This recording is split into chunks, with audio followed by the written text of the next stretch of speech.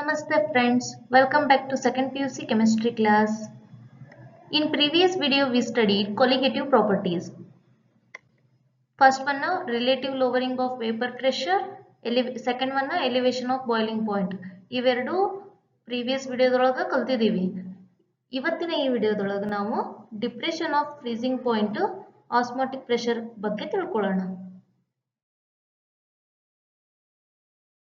Depression of freezing point concept nodi. Addition of non-volatile solute, decrease in vapor pressure, decrease in freezing point. Freezing condition. Freezing occurs when vapor pressure of liquid is equal to solid. Effect of solute. Solution freezes at lower temperature than pure solvent.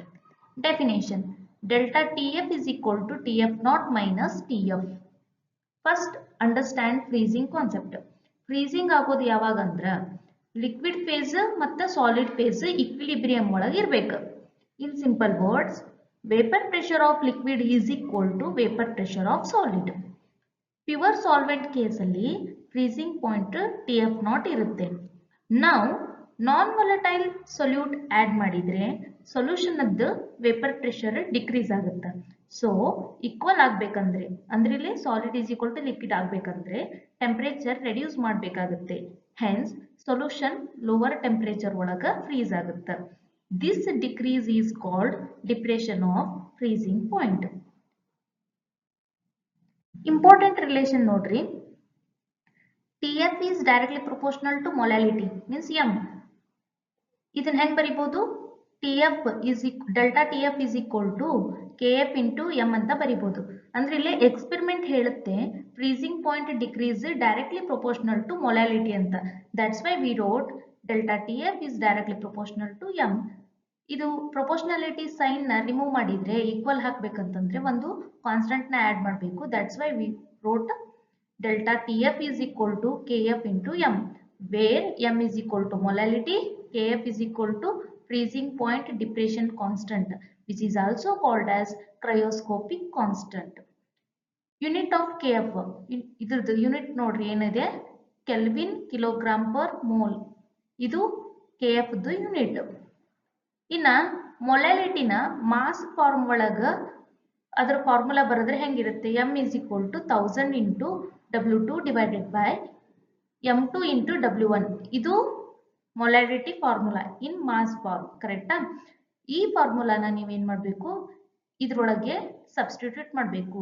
Delta TF is equal to KF into M ಐತಲ್ಲ, ಈ M ಇದ್ದಲ್ಲೇ ನಾವು ಈ ಫಾರ್ಮುಲಾನ substitute ಮಾಡಬೇಕು. ಅವಾಗ ನಿಮಗೆ ಏನ್ ಸಿಗುತ್ತೆ ಅಂದ್ರೆ final equation delta TF is equal to KF into 1000 into W2 divided by M2 into W1. ಇದನ್ನ ಯೂಸ್ ಮಾಡಿ ನಾವು ಮೋಲಾರ್ ಮಾಸ್ ನ ಕ್ಯಾಲ್ಕುಲೇಟ್ ಮಾಡಬಹುದು. ಇನ್ನು ಗ್ರಾಫ್ ಎಕ್ಸ್ಪ್ಲನೇಷನ್ ನೋಡೋದಾದ್ರೆ, solution curve lies below liquid solvent leads to freezing point shift to lower temperature.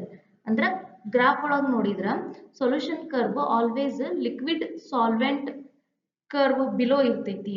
So freezing point left ಸೈಡಿಗೆ shift ಆಗುತ್ತೆ, which means lower temperature. Okay, so finally addition of solute decreases vapor pressure and hence solution freezes at lower temperature than pure solvent. Okay, next colligative property osmotic pressure.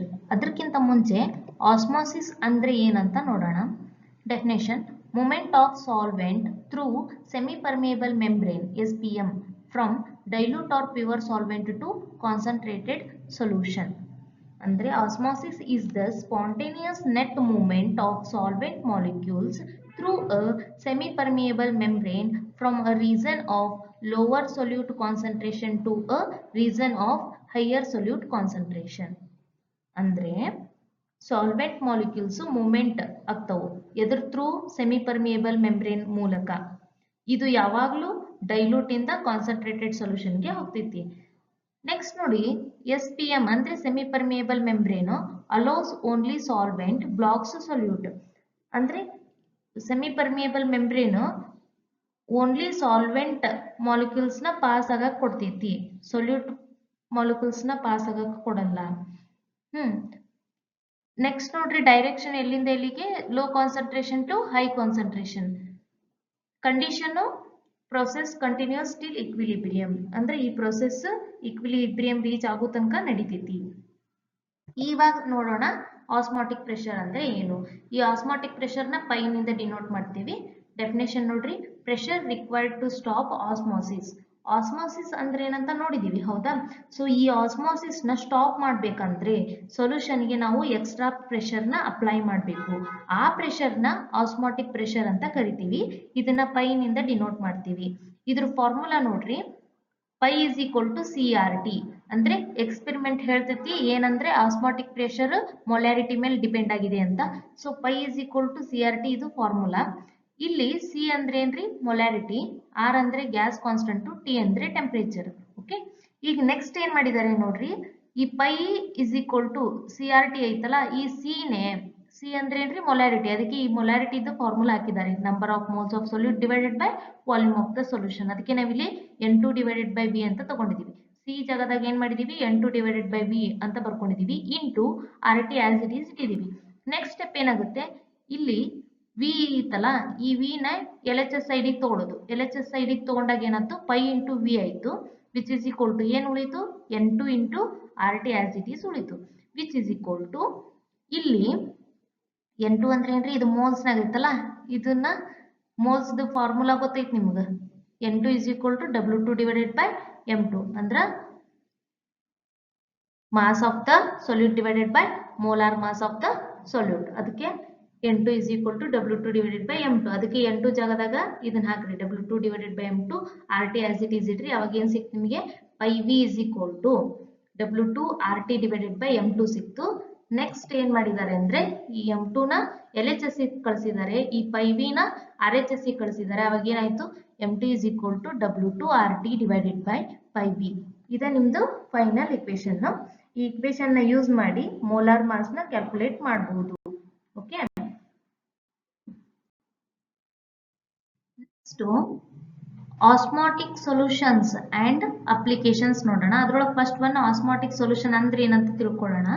Osmotic solutions are solutions that are compared based on their osmotic pressure when separated by SPM. SPM ಅಂದ್ರೆ semi permeable membrane.